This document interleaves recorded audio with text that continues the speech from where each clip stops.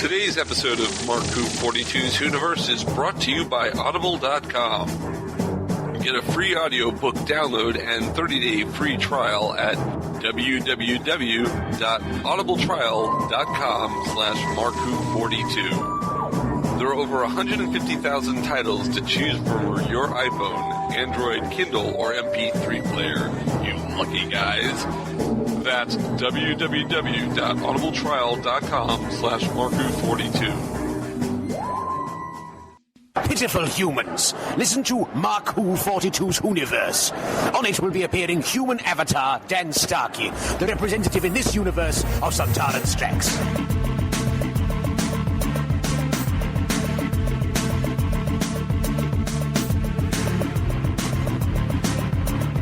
Mark Who 42 Whoniverse. Welcome to Mark Who 42's Whoniverse, Doctor Who Whoniverse, that is. I'm your host, Mark-Baumgarten, and with me, as always, are... Trish-helm. And I am here from the Sontaran Republic to say that I have gone over all the audio that has been taken for this particular Earth program, and you hereby have the approval of the Sontaran Army. Congratulations, lowly humans. If I'm correct using my abilities, I think that was Eduardo-m-Freyre. He is in the room with me. We are presently have him tied up. However, we will untie him so that he may be able to speak on this program. Cool. Congratulations, human. You will not be tortured today. Well, gee, thanks a lot, guys. Okay, so one of us has schizophrenia all of a sudden. Yeah, but let's not get into that. This is Christian-basel, and I promise that this episode of Mark Who 42 will continue throughout the year to be plot hole free. Plot hole free. Yeah, Yes. We'll try our darndest to do that. By the way, Christian, you just got us an entry in the goof section. If this was a program that could be on IMDb, we would have an entry in the goof section. It wouldn't be schizophrenia. It would be multiple personality disorder. We could knick-knack on psychological disorders all day long, but let's go to... He needs help. He does need help. Let's go to...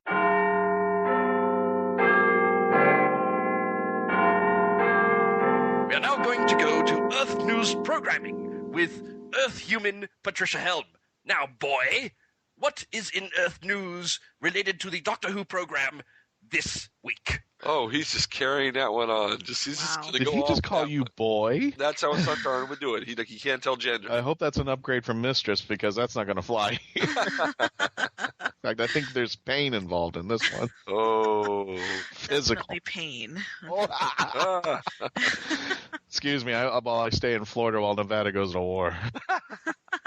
Trish, you have news for us? Yes, okay. So we reported a story a while back talking about Netflix was going to get rid of Doctor Who and a bunch of BBC programs. Well, guess what? They're going to keep Doctor Who. They were never going to get rid of it. The contract was going. They wanted to renegotiate for higher money. So BBC, it's normal, everyday stuff that goes on at Netflix. It happens to all the different production companies, all the different networks, and usually they don't report it. Someone just decided, hey, let's get the Doctor Who people up in arms. It's just normal television bureaucracy. Bring back the 80s versions of G.I. Joe and Transformers. Yeah, I think they're going to Dang have it. people yelling for that. Yeah, that'll happen. Yeah, I think what we should do is we should send Peter Capaldi to reenact the scene from Flatline, and he should go into Netflix and going, this TV show is defended, and then he just wipes him out with the sonic screwdriver. All you need is just a whole bunch of Doctor Who fans menacingly waving sonic screwdrivers at a Netflix executive. Probably what happened, to be honest. You should throw chicken McNuggets at him and go, these are boneless. They're also chickenless. So we got some news on Series 9. I don't know if this is anything really spoilerish, but anyway. They're going back to Spain. They're going to film a few episodes in Spain. So yeah, the last ones that they filmed was Simon of the Daleks, Town Called Mercy, and Kill the Moon. It must be very cheap to film in Spain. Well, I think it's more of the landscape. Well, yeah, but it still must be cheap because you can find that landscape in other countries, and they always go back to Spain. It's closer to England than most other countries, so... A lot of people So we have vacation in Spain who live in England, so Yeah. gotta be Probably cheap. also the cuisine. Bring back Shock Eye for this episode. Spanish paella. Two doctors, yeah, that's good reference, Christian. We'll just have Lady Gaga come out in her meat coat, and Shock Eye will chase her all over the episode. The coat of many colors will show up. Also for Series 9, there's going to be a 2-part episode that's written by Toby Whitehouse, who was a writer for Being Human. We talked about him before. But Moffat is saying that it's going to be one of the scariest adventures yet. Ooh. It's going to be a creepy 2-parter. Wow. Can't wait to see that. And that's going to have the actor Paul Kaye, who was from Game of Thrones. We talked about him before, too. He's in there. Apparently, he's a big Doctor Who fan. He actually, way back when he was in a band, and he wrote a song called Looking for Davros. Uh-huh. It was a punk band, and he sang it like a demented Dalek. I would love to hear that. I'm not sure if it's anywhere. What's it called again? Looking for Davros. Okay. We'll have to hunt for that. That would make a great intro song someday. Do you know what the name of the group was? It didn't say what the name of the group was. All right. But yes. Is that anything like Waiting for Godot? And finally, for Series 9, Hetty MacDonald is going to be directing at least one episode. And she hasn't directed anything Doctor Who since back in 2007. She directed Blink. Yeah, we have a female director, and she's directed Moffat before, so that's good. Yes. She had experience handling him, I guess. Did you hear about Russell T Davies? He was saying that he would love to write a Doctor Who movie. Oh, wow. No, I didn't hear about this. He actually thinks that there should be a Doctor Who movie in the theater now, that it would be awesome, that people would be lining up because Doctor Who's so popular right now. And he said, yes, I would write it now if, get me a lawyer and some contracts, and let's do it. But I don't think Moffat will give up control that easily. No. Well, we said episodes back that we were all thinking if there was a movie, it should intertwine. I think we kind of almost agreed that it should intertwine with the series. It should have the current star, and unless otherwise. No, I don't think we've ever reached a consensus, and I gotta be honest, given the way that Moffat's been kind of handling stories right now, do we really want it to be intertwined with the series? Because I could picture a plot point from the last episode that's supposed to take place before the movie, leading into the movie, and, oh, wait, what if they haven't seen that episode, or even vice versa? A huge plot point from the movie carrying over into the TV show, and, oh, what if they haven't seen the movie? Then they're kind of like, wait, what? Huh? What happened here? Wait, what? The TARDIS finally changed shape? You got a good point there. If they kill off Clara in the movie, I will be there with bells on. Me too. We'll go back and watch it 5 times. By the way, I just went to lyrics.com and typed in looking for Davros. No results. No results. Probably never got recorded. Well, they never got recorded. You know what? We may have to track down the man himself. Yeah, Mr. K! Mr. K! We get him on the show. Maybe he'll sing it for us. There you go. Thoros, that's please, Christian. throw us a Do mirror. your job. Get him. Sure. Now, John Barrowman, he was actually a talking Television Critics Association, and he was saying that Torchwood is coming back in a way. Oh, yes, I heard about this, and I'm very happy. They're going to be doing 3 or 4 radio plays for the BBC. They've done them before. I have them. They're really good. And his sister, they co-write a lot of books and things together. And they're talking about writing one of them together. Wow. And that maybe it could lead to something on television. That would be great. And he's working on Arrow, full time. Malcolm Merlin. But the producers have said that, if you need to go and do a special, we'll let you go. And one of the radio plays is going to have the whole Torchwood team. And the others will be character-based. Oh. And Julie Gardner and Russell T Davies are both involved. Yay. Cool. So, yay. We were actually, I forget if I was talking to Dan or to Juan San Miguel at Magic City, but we were actually talking about how the great thing about the radio plays would be that you can set them anywhere. You could bring back Eonto, Tosh, you could bring everybody back. Heck, you could even have one that has Susie and takes place before Gwen came in. Yeah, you could. They could be anywhere in continuity. Now, last time we recorded, we talked about the National Television Awards in the UK. Unfortunately, Doctor Who got beaten by Downton Abbey for Best Drama. But however, David Tennant got a Special Recognition Award. Yeah. And right. I saw the video on it. It was very cute. He had no idea. Apparently, his wife lied to him to get him there. And he was totally shocked when they started playing all this stuff about him. What did she tell him? He never said what she told him to get him there, but he just said, thank you to my wife who just lied to get me here. Should I play a clip? You got a clip? Yeah, I you got a clip. might. Play the clip. Yeah. Okay, well, if you got a clip, play the clip. This is very an out-of-body experience. So much of tonight now makes sense. All those people lying to me. I grew up loving the telly, so thank you.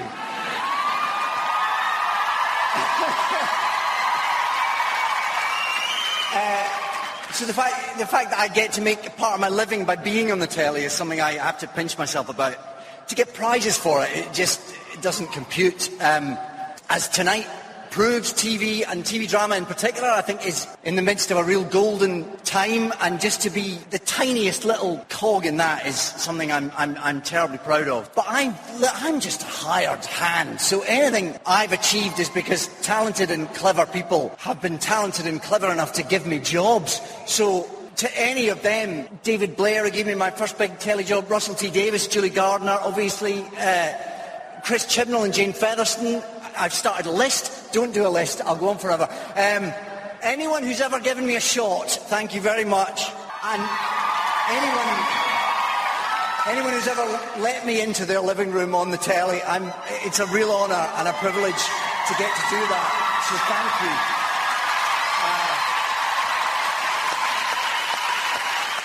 I would like to dedicate this to my dad.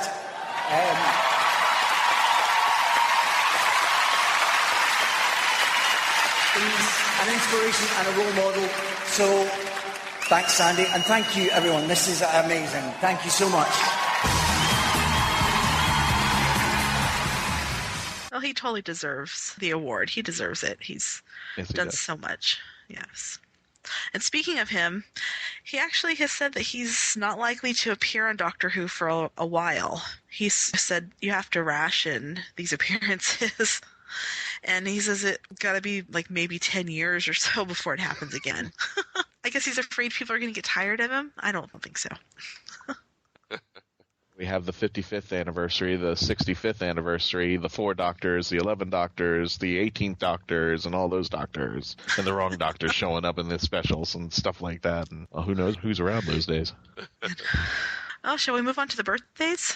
Oh, yeah. I think it's time for the birthday. All right. Well, actually, the birthdays we have are actually from a few days ago. Or from last week. Oh, yeah. Yeah, because we didn't do a birthday segment last week. We just had Tony Asoba for 60 minutes. Yeah. So on the 20th, it was Tom Baker's 81st birthday. Yeah, the Tom. Tom. I want to meet the Tom. I've got to say hello to him before he goes. Yeah, I think we somehow gotta get to England. Somehow. I'm not gonna share what he told me, but Dan Harris told me exactly why getting him to the U.S. would be problematic. Oh yeah, yeah, I've heard this story from Dan. Yeah, so times, you finally got to hear it. That's we're gonna have to somehow do a remote from London. Yeah, I think so. Yeah. And Ed, you get that all set up. You get that squared away. That's all you got. Take some responsibility off my shoulder this time. Great. As soon as I save up enough money for a transcontinental trip starting all the way over in Nevada, sure. And the other birthdays we had on January 22nd, it was John Hurt's birthday. And the War Doctor. And Tommy Knight. And Tommy Knight's birthday was the same day. And he played Luke Smith on the Sarah Jane Adventures. But he was also in Sarah Jane's adopted Journey's son, End. Luke. Yes. And those are the birthdays we have. Oh, there are no birthdays coming up the No first week birthdays of February? coming up. No, there isn't. Wow. Nobody in Doctor Who history. No, I'm sure there are. If we've missed you, happy birthday to you. Do we have anything else, or are we done with the news? Done with the news. Cool. Well, that's our news, and we've got a great segment coming up. Now, Ed and I were just at Magic City Comic-Con last weekend, and we had a pretty good time, didn't we, Ed? Oh, yeah. Yeah, definitely. Yeah, Karen-Gillan was there. You guys had seen her before. And she's also coming to MegaCon, where Christian and I will be coming up in April. Isn't that right, Christian? Yep. If the past 2 times that I've seen her is any indication, that should be great. She does awesome Q&As. And we had some really good panels. We had another panel on Stephen Moffat. We had another panel on Peter Capaldi. But what my favorite parts of the convention, besides my book selling at Amazon.com/shop/Mark-42. Oh, jeez. Besides that, and I haven't put it on. It's still offline. I got to put it online. Besides the selling of the books and the sonic screwdrivers and the TARDISes that we sold. And you guys just went for them. Thank you very much But my favorite part of the convention was getting to be a co-moderator of the 2 question and answer panels we had on Sunday. One with Colin-Baker and one with Dan-Starkey. That was my highlight. Getting to sit on stage with Colin-Baker and Dan-Starkey and ask some questions and let the audience ask questions. That was really great. Julia Rose, thank you. Mike Broder, thank you very much. It was a real great time. And unfortunately, we don't have audio from that because we weren't allowed to take audio. It's not we didn't bring them in. It wasn't a Mark Who 42 production. But Ed went around the convention, and we have a convention report that he did, and that's coming up in the second half of the show. And we'll get to that in a little while. And you actually you did actually interview a celebrity, didn't you? Don't say who it is, but you did, right, Ed? Oh, yeah. And you probably smart listeners can probably figure out which of the celebrities I interviewed. Yeah, I wonder from all those hints we gave at the beginning of the show. Smart listeners? I tend to think they're all smart. I hope they listen to us. I think everybody's smart on our show. But no, the convention was really great. Next month, on the weekend of February 13th through 15th, starting on Friday the 13th, is Shock Pop Comic-Con. And they're going to have Sylvester McCoy, as well as some great horror celebrities, Robert Englund, Elvira, because it is Friday the 13th, so you have to do that. We've got Ralph Macchio from The Karate Kid coming. We've got Barry Williams, Christopher Knight, and Susan Olsen from The Brady Bunch are coming. Nice. I mean, there are a lot of people coming.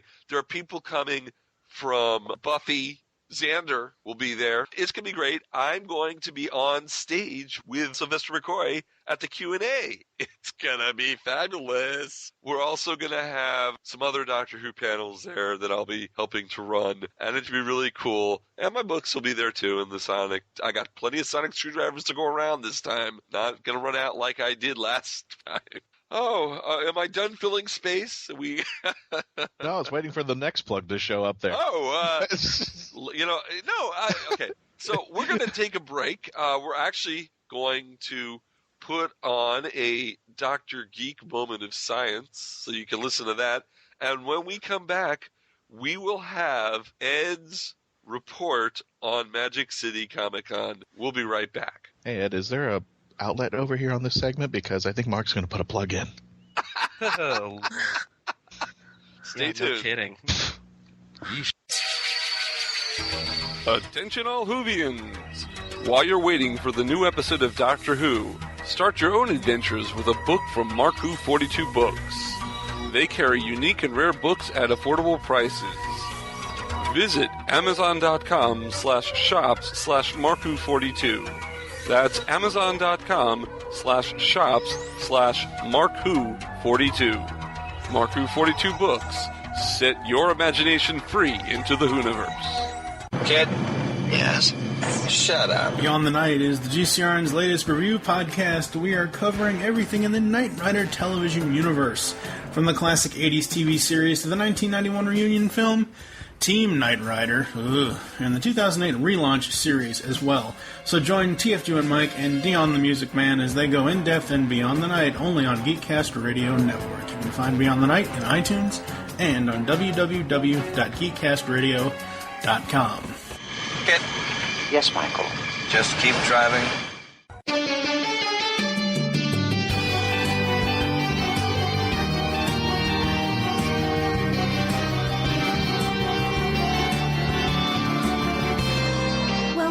To Dr. Geek's Moment of Science. Here is the lab director and your human host, Dr. Geek. Okay, bye-bye, Dr. Geek. Glad you let us call that cab for you. Get home safe. But Interplanet Janet wouldn't lie. Does this mean that Mondos was the 9th planet? Sheesh. You believe that guy? Yeah, he was totally drunk. The thing is, all he had was a non-alcoholic red dwarf. Explain that one to me. I have no idea. Poor man. What was he so upset about? He's been in the lab so long, he didn't realize that Pluto got reclassified as a dwarf planet.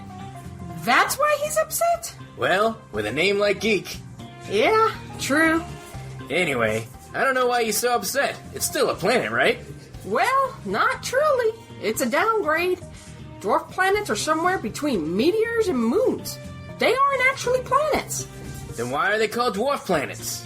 Well, they don't rotate around another planet, so they're not a satellite, but they're a spherical in shape, so they're not truly an asteroid either. Plus, they rotate around the sun just like a regular planet. They have their own specification. This is getting too sciencey for me.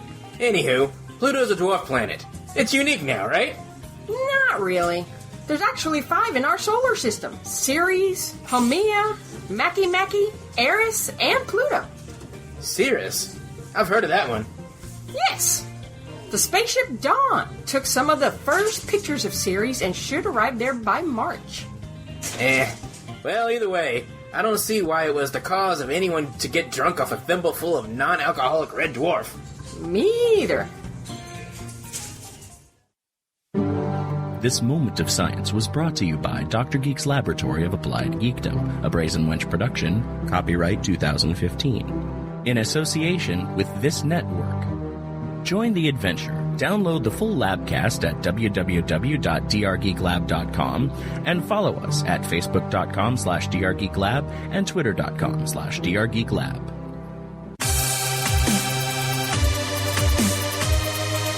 Are you looking for a weekly dose of gaming news and retro? Then check out Off the Cuff, available Fridays on Geekcast-Radio-network from the producers of XRG. New name, same.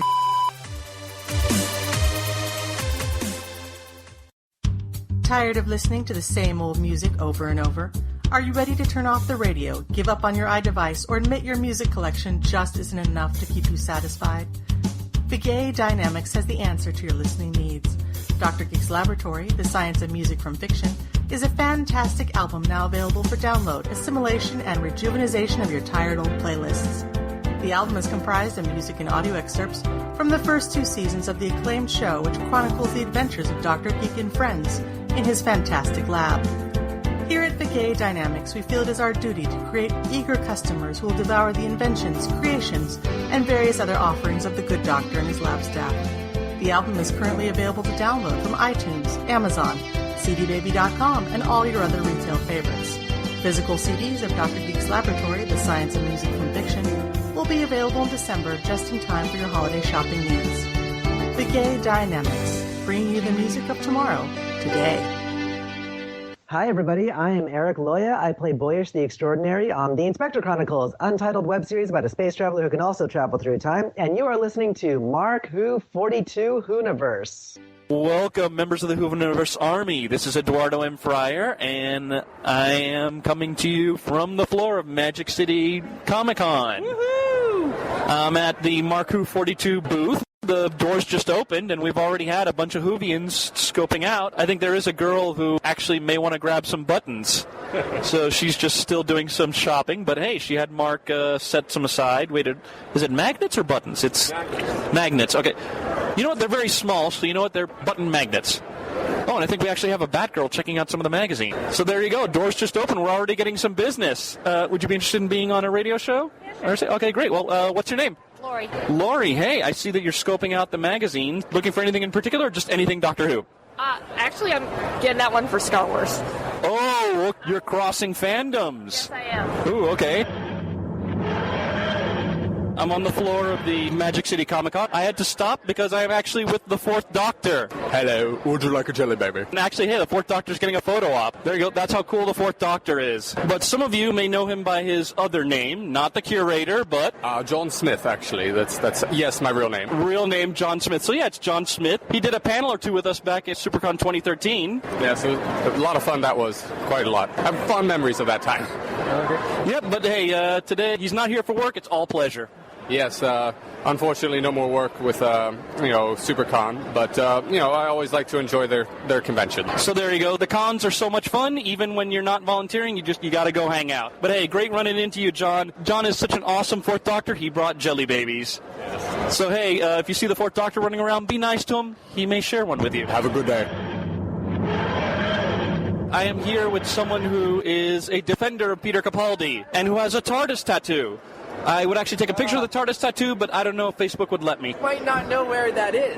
Might not. Anyway, Dude, there's a girl that my husband knows. She's got, like, pictures on Facebook with just, like, a line over her boob. Ma'am, what is your name? Sam. Sam. Okay, you were just talking to Mark. What was it you were saying about Peter Capaldi's 12th Doctor? He's the first Doctor that really seems alien, like, you can truly believe it. So he's even more alien than Matt Smith. Yeah, Matt Smith was funny, but he was strange, but he was like a person. He recognized people. He differentiated between people. Capaldi treats everyone like they look the same, they act the same, like they're different from him on every level. And would you say it's cool to have a doctor who acts this way? I mean, he's not my favorite, and I think that's the reason, but I know he's the Doctor, and I like some of the episodes he's been in, and I like how he plays out in them, but I think that's part of the reason that I haven't fallen in love with him the way I fell in love with a lot of the other Doctors. Okay, now, and actually, here we go. Here's an important question. Who's your favorite Doctor? It's between Tennant and Matt Smith. They're different, but I can't really... I would have said David Tennant, but then Matt Smith just kind of, when in the 11th hour, when he came in, it was like immediately he was the Doctor. He wasn't David Tennant, but he was the Doctor. Whereas Capaldi, he falls into the role, but he's... Somehow there's something that I'm still missing. And I'm hoping they can get into that, and I'm really looking forward to seeing him interact with River Song. I'm really hoping they bring her back, because he really hasn't been emotional. I know they said that they might bring her back, but they were looking for episodes that went a certain way. I need to see him in a relationship with someone, because we know that River Song, at least Matt Smith's Doctor, when we saw him towards the end, we know he had feelings for her. We know he cared about her. Well, if you saw The Caretaker, we do know that at one point she did have the Doctor sleeping on the couch, or something to that effect. In which episode? The Caretaker. I believe Capaldi's Doctor said something about how he once lived for a month with some Ottens because River was mad at him. Otters. I think he said otters. Ottens. Did he say that? Ottens. I think he said Ottens. Given that this is Doctor Who... Trouble with his accent sometimes, but... Yeah, trouble with his accent. It's harder than any of the other accents. And I watch a lot of British shows, but his accent... I thought he said otters, and she said otters aren't people. Yeah, no, Ottens. Ottens. The plastic people. Unfortunately, Ed, you're wrong there. It was otters. Sam, you were right on the money. Well, thank you very much, Sam. And who's this with you? Her name is River. Her name is River. You named her River.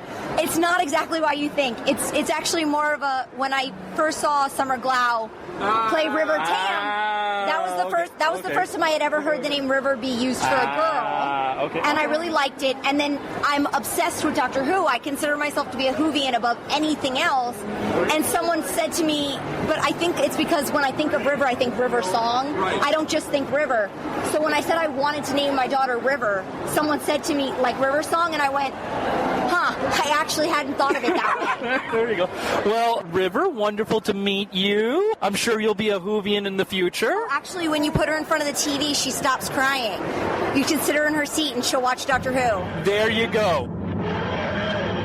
I'm on the floor of Magic City Comic-Con. I'm walking around, seeing how many Whovians I can find running around. Anybody in the South Florida area who could not come to Magic City today, I gotta say, you're gonna kick yourselves, because earlier, over by the booth, we had this huge meeting of the Doctors. We had a whole bunch of Doctor Who cosplayers just congregating around the area. A bunch of us took out our sonic screwdrivers. It was a grand old time. It's one of those things that makes me so glad to be a Whovian. I'm sure that by now you've seen the pictures. We actually had Baby River and Baby Rory. It was just so cute. What can I say? I had the feels, as they say. Mark and I, in a few minutes, are going to head up for the Moffat Man panel. But first, the booth was visited by the first Doctor. Well, when he's not with Susan, Ian, and Barbara in the TARDIS, what name do you go by, sir? Mark. And Mark visiting Mark? Yes. Wow. Okay. Wow. All right. So, hey, great. You know what? Awesome costume. Did you make it all yourself, or was it a mix of found items? Mostly a mix of found items. That's usually what I do with costuming because I'm not terribly creative with actually sewing. You know what? Neither am I. A lot of the costuming I do, it's using what I have at hand. If I grab a needle and thread, it's dangerous. Actually, I found that it's almost as hard to try and put together something out of stuff that's already made because it's hard to find the right things to make it look right. So this looks right to me. This is like Mark. Does Mark look right? Does Mark look all right? Right. He looks. Okay, so you know what? You have the showrunner. You have a co-host. We've given you the thumbs up. I think we got enough WHOvian cred. So definitely, sir, definitely. Now you told me you could not do an impression of the First Doctor. You can't. You don't have a handle on it. Not yet. Not yet. Well, most definitely. I think you have to start off small. I would say start off with, who are you? What do you want? Start with that. That's a good start. I think you work your way up because you definitely know the killer impression that you have to do, right? Which one is that? One day, I shall come back. Yes, I shall come back. You definitely need to learn how to do that. Oh, yes, probably. Oh, yes. Awesome costume. Thank you, Mark, for talking to Mark Who. Definitely. And enjoy the con. Thanks. Day 2 of Magic State Comic-Con. And actually, I am here with a very special guest. It's actually 2 episodes ago. It was our guest, Mr. Michael Quaider. He's here. Hello, everyone. I'm Michael Quaider, or Professor Quaider, as some of you know me from. You haven't graduated yet, so you're still Mister. Okay. Remember, I'm the one with the teaching stuff. The bachelor's. Yeah, you're the one with the bachelor's. And I've actually taught in school. So you said you substitute, right? Yeah, exactly. Yep. So yeah, you're still Mister, but I will give you this, young Padawan. You are learning. You are growing. You're not there today. Maybe tomorrow. Are you actually gonna? I see you looking at some of the stuff Mark has on display. Are we tempted? A book that I have been looking for, I have found, and I am ready to purchase. Ah, okay. All I know is that I came in today with my group of friends, and I said, "Bye, I'm leaving you. I'm going doctor style," and I went straight to find Mark. Great. You do realize that once you graduate, once you actually get your psychology degree, you come back to this table, we're going to expect you to spend a lot of money because, hey, the doctor's packing in. Yep. Today I said, you know what, I don't want to spend that much, and yet I pulled $100 out of the bank, and I said, okay, let's go wild. Okie dokie. Well, you know what? This is the place to go wild. And ladies and gentlemen, if you thought me talking to Michael Quaider in the same room, as vast as it is, was something, I'm going to go one better because standing next to me in all his glow-in-the-dark skeleton t-shirt glory with X-ray specs is the king of geek comedy himself, Patrick Hawkins. Hello, young man. How's everybody doing out there? Yes, indeed. The terrible duo is finally united, and it's going to be a really interesting day down here at the Magic City. Why did they come up with this name Magic City? Was just everything else was taken? I don't know. Well, we're going to find out today if they're manning up for Megaforce. That's all I got to say. All right, Megaforce reference. Yes. Okay, yes, there we go. So, yeah, if anybody was wondering what is worse, Patrick and Christian together or Patrick and Eduardo together, you are about to find out. Oh, poor Mark. Should we, now, here's the thing, Patrick. Should we do an evil laugh with some Castle Thunder? Well, we could try. I do the more cackling one that I imagine, like Dr. Savannah from the... That's a good one. I tend to go for the...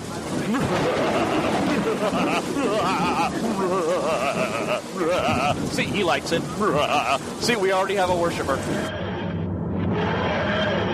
I am right outside the main hall. Karen-Gillan just finished her Q&A, and I'm going to get some audience reaction. What is your name, ma'am? My name is Sasha. Sasha, okay. And what did you think of Karen-Gillan on stage? I thought she was very honest, and I thought she had a great interaction with the crowd, and she had some very hilarious comments about what happened on sets on Doctor Who and Guardians of the Galaxy. And was there anything you learned that you had never known about before? I think pretty much much.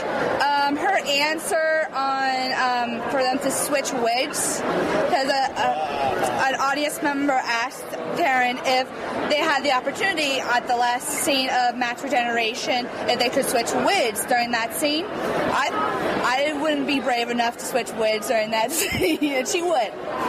A part of me actually wishes that they had done it and that had been an Easter egg on the DVDs. Yes, I agree. That would be a great outtake. Exactly. Did you get to ask a question? No, I did not, unfortunately. Oh, okay. If you had gotten the chance, what would you have asked? I probably would have asked a question similar to one of the audience members who did ask her, saying what is her favorite scene in Doctor Who to do. Okay. Glad you enjoyed it. Are you going to go to the Q&As for Colin-Baker and Dan-Starkey? Oh, hell yes.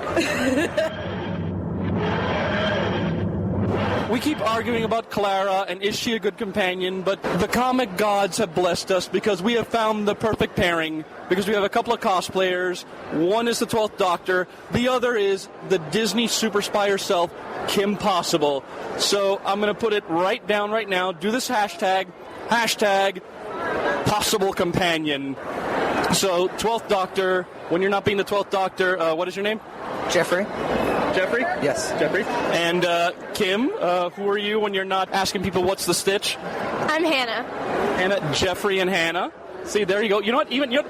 You two were made to be companions because that just clicks. That just clicks. And who is the chaperone? I'm Glenn. Glenn, okay. And are you the proud papa of this crime-fighting duo? I am the proud father of the 12th Doctor. Ah, okay. Now, here is that all-important parenting question. Are you the one who got your son into Doctor Who? I am not. No, it's this man right over here. Hello. Oh, really? And who are you, sir? Noah. Noah, okay. And I'm guessing you got Jeffrey into Doctor Who? Yeah. Awesome. You are a good friend, sir. You're a good friend. Which Doctor did you start him off with? Eccleston. Even better, friend. You got him started at the beginning of New Who. But getting back to the main point, so we're going to go to Hannah. How do you think Kim Possible would be as a companion to the Doctor? I think Kim would be a great companion. She's very, very intelligent, and I feel like she could probably outsmart the Doctor. So. Oh, okay. That's a gauntlet being thrown down right there. But, okay, so you think she'd be great? Do you think she'd be better than Clara? Oh, absolutely. Oh, there we go. Okay, the gauntlet has been thrown. Disney, you may want to team up with BBC. Let's have a crossover, Doctor Who and Kim Possible. Let's make it happen. Jeffrey, Hannah, thank you very much. Chaperone, thank you. And Noah, thank you for introducing them to Doctor Who. You made this possible. And let's spread that hashtag. Hashtag, capital P, possible companion. Let's do this. Good morning on this lovely third day of Magic City Comic-Con. I am standing outside the convention center just before the doors open, and already we have WHOvians waiting to come in. Been speaking to a few of them. They're anxious to get inside, get photo op with Karen. There were actually a couple that were saddened to hear that they missed the great Q&A yesterday, which it most definitely was. Alas, we could not do audio for the Q&A. That was not a Mark Who 42 sponsored event, but still, for those who did go to Magic City Comic-Con and are listening to this podcast, back me up here. Back me up, do comments, and send emails saying, yes, Eduardo is right, that Q&A was awesome. In any event, looking forward to the last day of con, seeing what happens. I am outside the con floor still, and I'm talking with a young WHOvian who looks like she's really excited to go in. What's your name? Jennifer. Jennifer, and I'm guessing that, judging by the fez, you're a fan of 11? Yeah. And mostly because Amy's here. But my favorite is actually 10. Ah, so you're a 10th Doctor, but you're going to show 11 some love because of Amy Pond. Yeah, basically. Okay, all right, that can work. Now, the outfit you're wearing, you have the fez, but is this just what you wore out of the house, or are you trying to cosplay as somebody? I'm trying to cosplay as Amy, and the fez just kind of helps show that I'm a Who. Okay, and wait, now I see it, because the jacket and the badge were hiding. Okay, so you have the red checkered shirt. Awesome. Were you here yesterday for the Q&A? No, I wasn't here for the Q&A, but I was there for the autograph. You were not here for the Q&A? No. no. Oh, you missed some great stuff. She is just adorable. Oh, I had to leave. It was too late for me to go, so... Oh. You know what? Are you going to try and get a picture with her today? Yes, I am. Mm-hmm. Okay, when you get the picture, ask her if she wants to be the first female doctor. Okay. That was one of the questions that was asked at the Q&A, and I think the interesting response is I had a chance to talk with Rebecca Mader from Once Upon a Time, and she told me she wants to be the first female doctor. So it kind of sounds like if Moffat ever decides to pull that trigger and give us a female doctor, we got two people lining up at the door to do it. If you had to choose between those two actresses, between Karen-Gillan coming back as the Doctor or Rebecca Mader, a.k.a. the Wicked Witch from Once Upon a Time, who would you pick?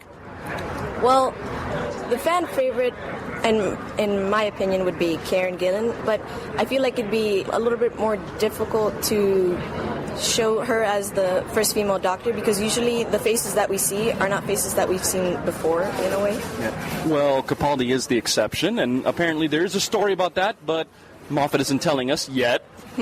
Yeah. But so you'd probably go with Rebecca?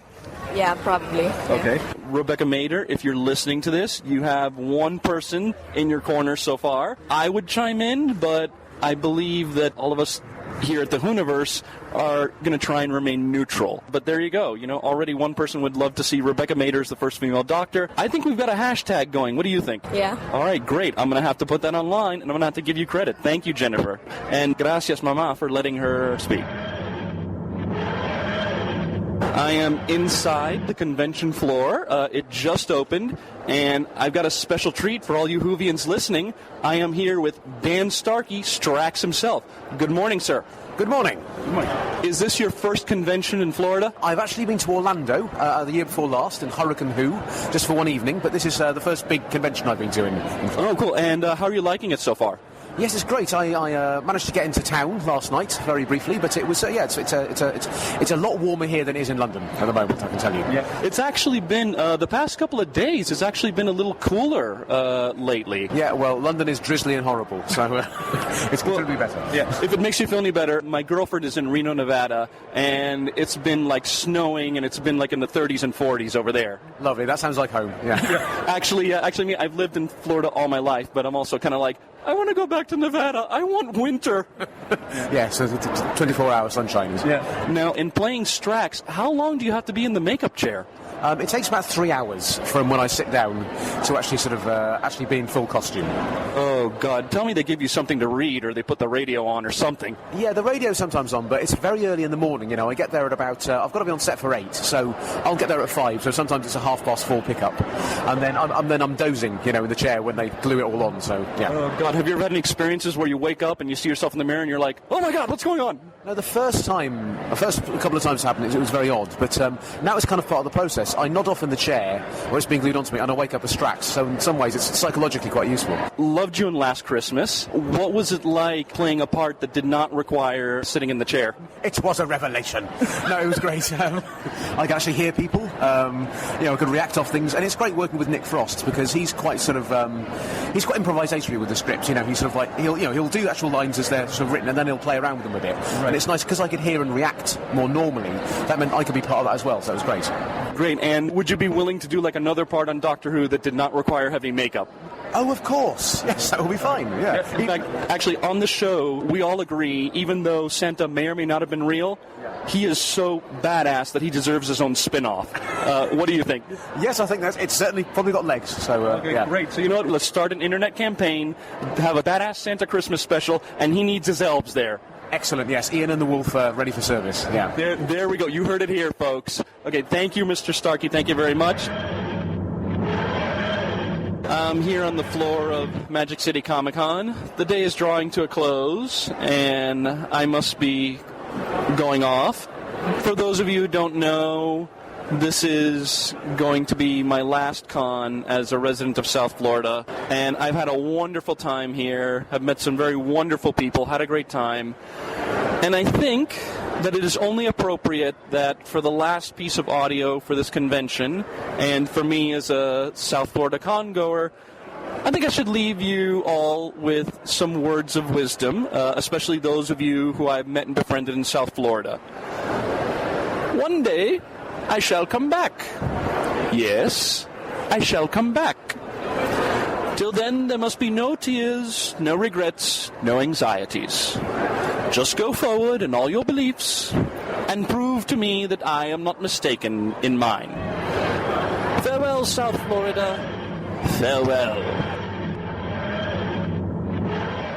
Well, that was a great report, Ed. Thank you very much for doing that for us. I'm my pleasure, and I was really glad to be able to talk one-on-one with Dan Starkey. Really funny guy. I think you were talking about how the highlight for you was actually being on stage. Yeah. The big highlight for me was during the Q&As with Dan Starkey that I actually had him improvise Strax and what's his character Randall name? Moon from Wizards vs. Aliens. God, you asked him that question and you can't remember his name?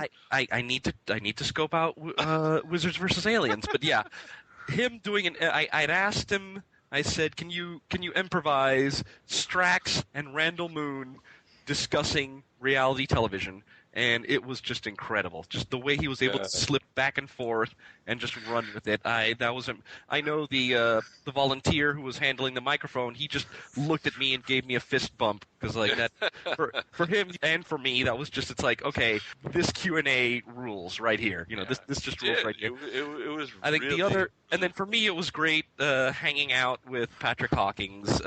It's one thing to have him on the show, but to be actually in the same space, especially the two of us just feeding off each other and stuff like the After Dark panels. That was great. Oh yeah, I didn't even mention the After Dark panels. Those were really fun. Yeah, well, those were not for the kiddies. No, they weren't for the kiddies. So yeah, so the After Dark panels remains our special little time. Is anyone else drunk from all those shameless plugs? Oh yeah, I'm drunk.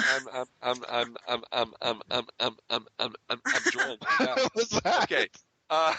This is why when he does shameless plugs, I'm drinking bottled water because otherwise I'd have liver failure. You know, you did that at the convention. You had a bottle of water. And you said, "Mark, you should drink because you just shamelessly plugged during a panel." Yep. And I was like, "That's not vodka. Why are you giving me water? The point of a drinking game is to get drunk." Okay. Now, to close out this episode, I want to give our Facebook pages a little mention. First of all, I'd like to say Mark 42's Whoniverse is now, as of Sunday, January 25th, when we recorded this, we're at 1,755 likes. And that is great. I want to invite all of you listening, if you are not already a Facebook member of Mark 42's Whoniverse, go there and like us. And also go to mark42.net and register there and join the Whoniverse Army. But I also want to talk about Christian's page. The Legend of the Traveling TARDIS. Christian, you are at over 28,000 likes. No, I'm not. This little blue box. Oh, the blue box is that right? Well, right. Die-cast It's the blue box. Is it blue? Did you repaint it, or is it silver?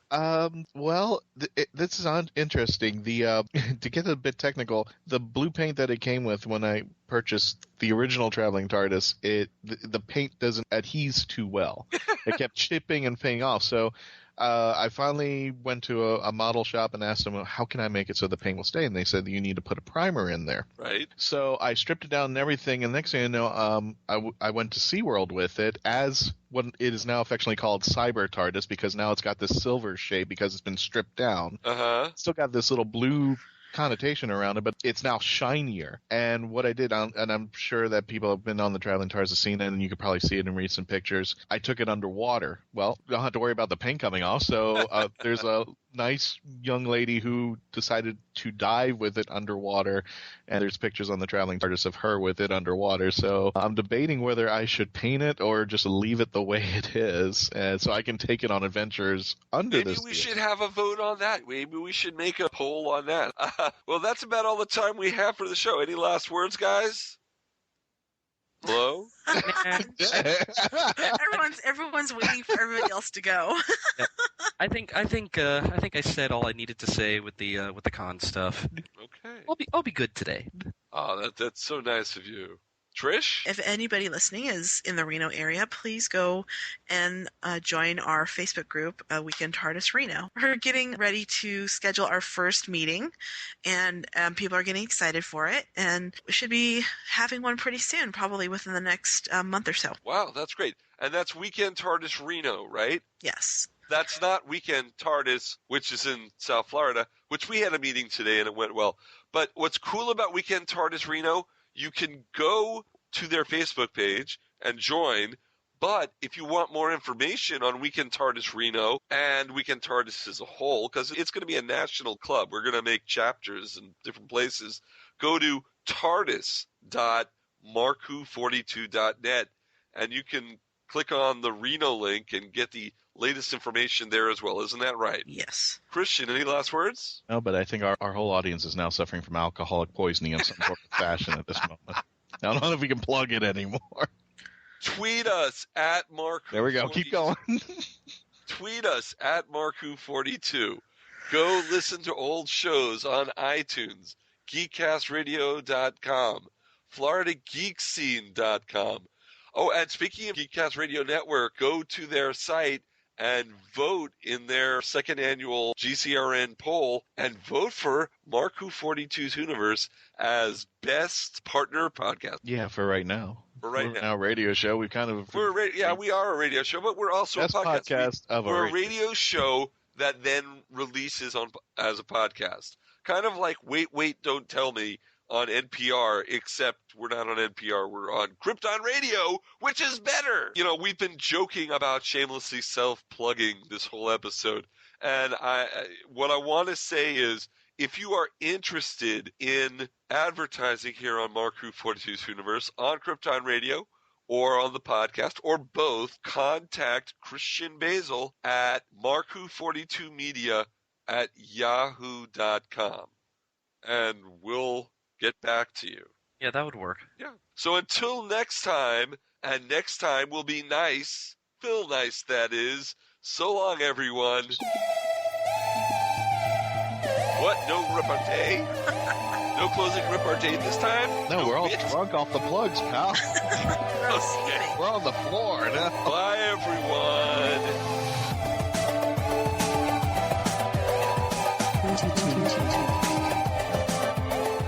Marku42's Universe has been written and presented by Mark Baumgarten, Trish-helm, Eduardo-m-Freyre, and Christian-basel.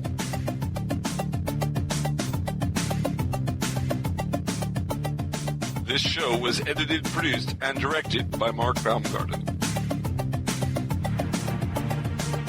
Please visit marku42.net and register to join and be a part of the Universe Army.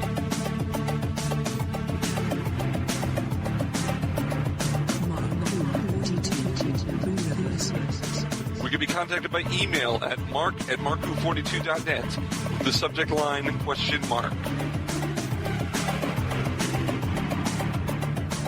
If you have worked on Doctor Who or are working on a project relating to Doctor Who and want to be on our radio show, please email our media relations director, Christian-basel, at marku42media@yahoo.com.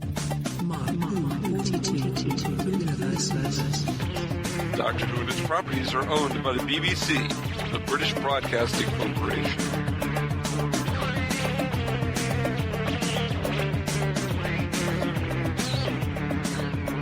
This show is owned and copyrighted by Mark Baumgarten, 2015.